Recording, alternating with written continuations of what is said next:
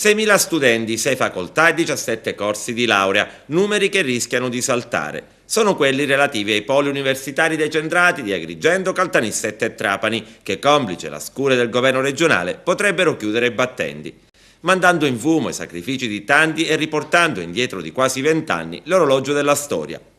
Era il 1994 quando Provincia, Comune e Camera di Commercio di Agrigento sottoscrissero un protocollo d'intesa con l'Ateneo di Palermo per l'apertura di corsi di studi e facoltà universitarie. Per gli studenti adesso il rischio è quello di dover interrompere gli studi o di divenire pendolari e fuori sede.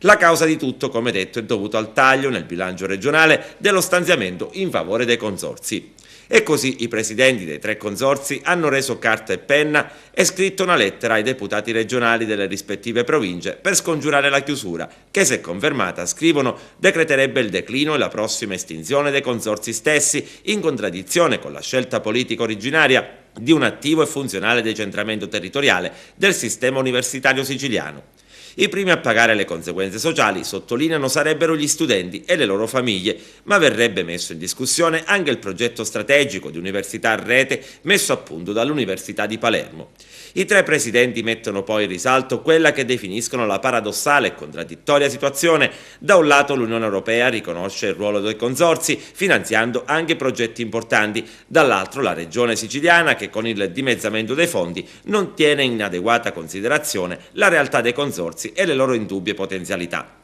La lettera si conclude con l'invito ai parlamentari di intervenire con urgenza per dare vita ad una norma che preveda 3 punti: riconoscimento del ruolo dei consorzi universitari provinciali, ripristino degli stanziamenti di bilancio e quelli per il potenziamento dei poli territoriali universitari di Agrigento, Caltanissetta e Trapani. Situazione denunciata anche dagli studenti agrigentini, che lamentano la mancata presentazione e approvazione dei bilanci 2011 e 2012 con problemi nell'erogazione di servizi efficienti.